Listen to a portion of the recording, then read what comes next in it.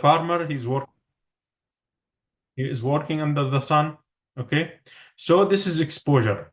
And if we compare the people working under the sun and the people working in their offices, and to find a risk factor relation with the outcome, which is lip cancer, we will do some calculations or associations and see if there is association between the sunlight, like more hours exposure to sunlight and lip cancer. Then we can say that the sunlight is a risk factor. Same way with smoking. When we say that, when we go to a hospital and see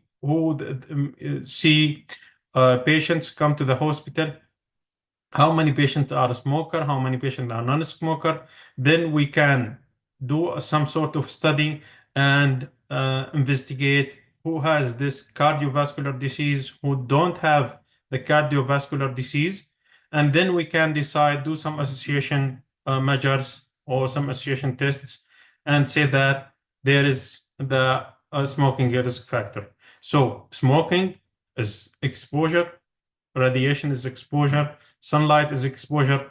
We didn't give the patient these things. Like you couldn't say to the patient, okay, you can start smoking now, and after 10 years, I will do some tests and see if you have a cancer or not.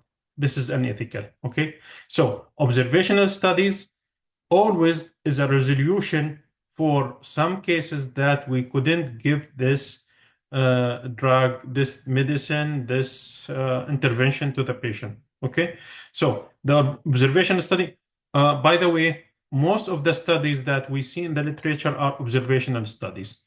Rarely we see randomized control trial. Like if you go, I don't know, but I understand that I think in the American Journal we have in each issue one randomized, at most one randomized control trial. In the European Journal, it's one or two in each issue. So you don't find a lot of randomized control trial. While on the other way around, you will see a lot of observational studies. In the observational studies, there are two types of observational studies. If you don't have a comparison group, like just you observe and write something on the patient, like you observe something and report this case, this will be a case report. It's a descriptive study. If you have more than one case and just you have some signs, some let's say symptoms and signs, and you report these symptoms and signs. So this is a case series study, which is also a descriptive study. While if you have a comparison group, okay, this is called analytical study. I have two groups. One is a comparison with the risk without the risk factor, one with the risk factor. So this is the analytical study. Okay, analytical studies have three main groups. One is the cohort, one is the case control, one is the cross-sectional. For the cross-sectional, we have the same people with and without the exposure, and with and without the outcome at the same time. It's a snapshot in time. So if you have all the patients with and without the disease, with and without the risk factor, and you do some sort of study, which is like a survey at the same time, to see how many patients are smoker in this session and how many people are not smoker, then you will start searching for something like, let's say, this is precancer lesions or some lesions in the mouth, inside the oral cavity. You will find that there are some lesions, and this is might be something like, we will say that these lesions, we will start correlate these lesions now with the number of people who has this risk factor or the smoking or whatsoever. So now I can say that this study in this area is a snapshot in time. I have the whole people with the risk factor, the whole people without the risk factor. I have the people with the outcome and the people without the outcome in this time. And this will be a cross-sectional study. The same thing when you do a survey and you start asking some questions to the people, it's also some sort of cross-sectional. The case control study,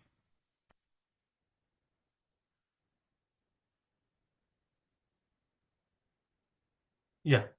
The case control study, you will start from the outcome. Like, for example, you will go to a hospital till the birth. You are looking at specific outcomes correlating cannabis consuming and birth defect. So the outcome is birth defect, the exposure is cannabis, okay? And the timeline is now you are conducting this study and what you are following. Where is this? Your study extends. Extends means follow up. Okay? So because there is follow up and you have the exposure, you have the outcome. So what the design of the study? It is cohort perspective. Yeah, cohort perspective. Yes, you are correct. Okay. Thank you. Yeah. Okay, let's go to another question.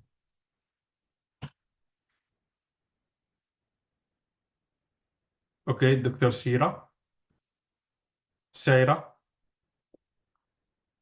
Dr. Saira Ali. Yes, Yeah, Islamic. okay, welcome, sir. You carried out the study to compare patients who used a particular mouthwash regime, okay?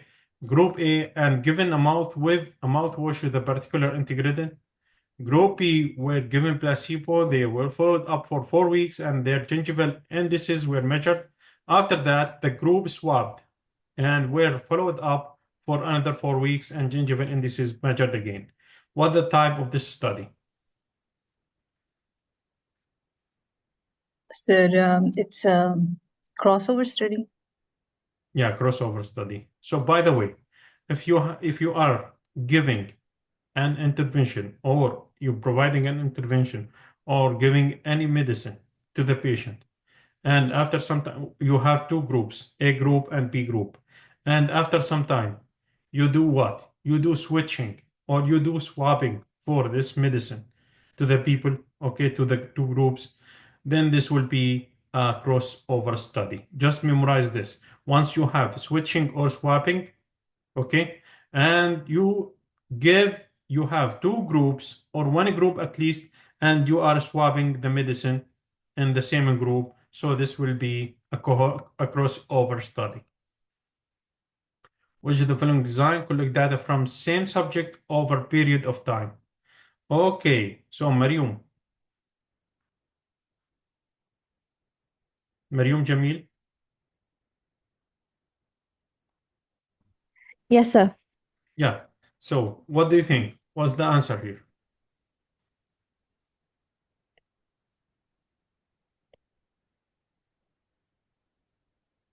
Longitudinal. Longitudinal, yeah.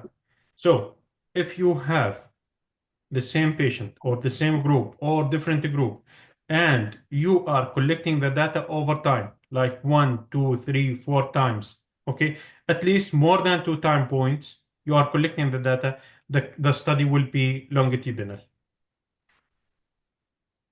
Hiba Bashir, what of the following weaknesses of cross-sectional studies?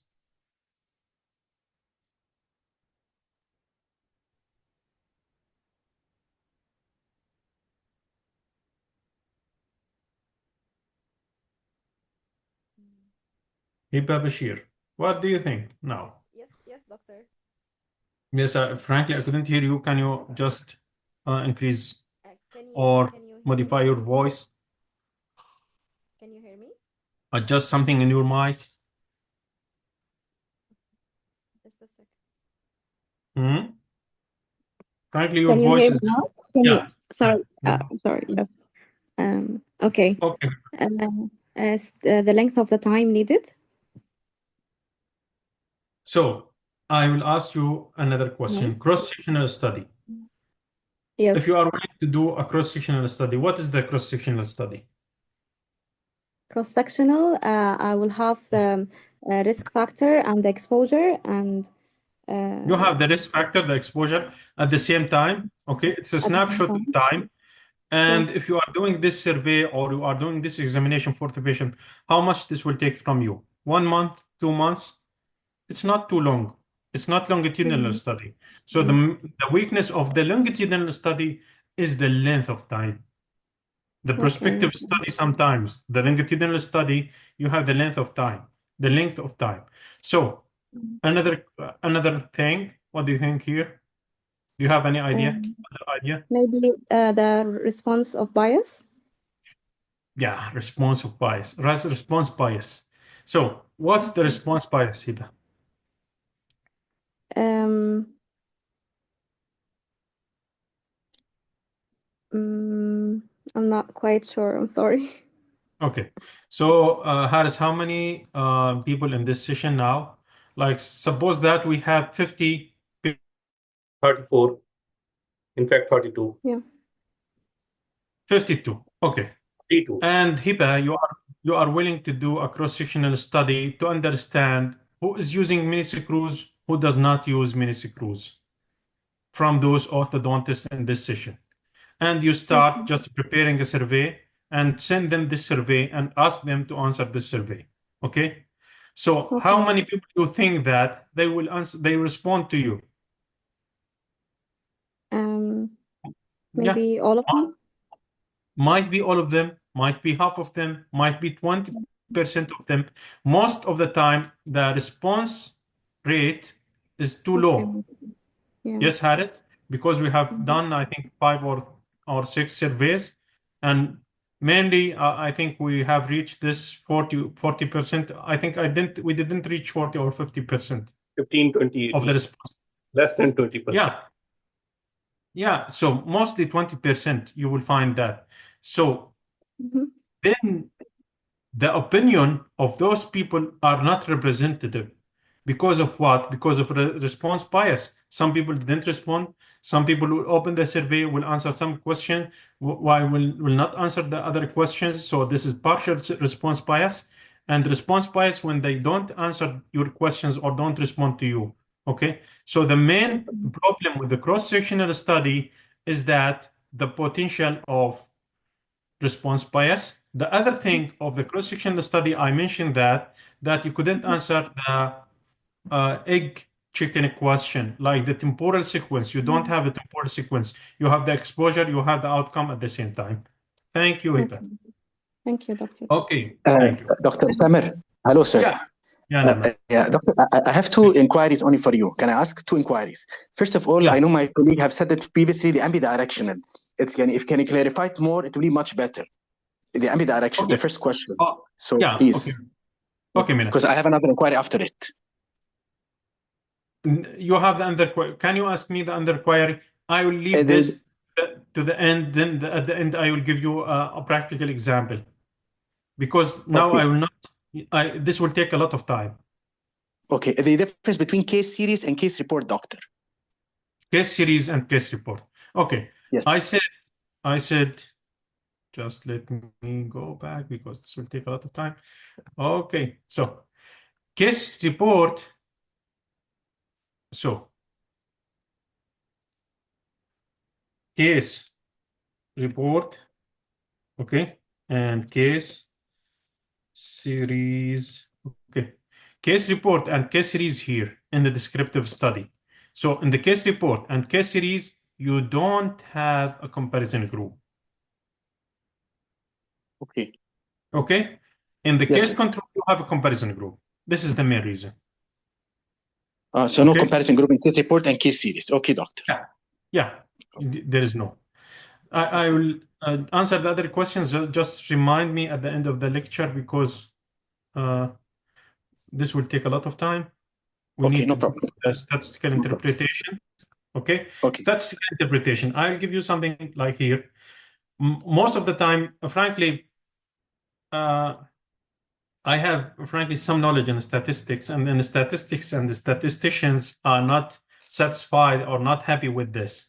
But in most of the research and most of the dental research or dental research, we depend mainly on this thing, like the p-value. P-value, P is a probability value. So it's the probability value, okay? We mainly say that if the probability value or p-value is less than 0.05, so the results are statistically significant. If the p-value, excuse me, if the p-value is greater than 0.05, the results are not statistically significant. Okay. Now I'll give you this sequence.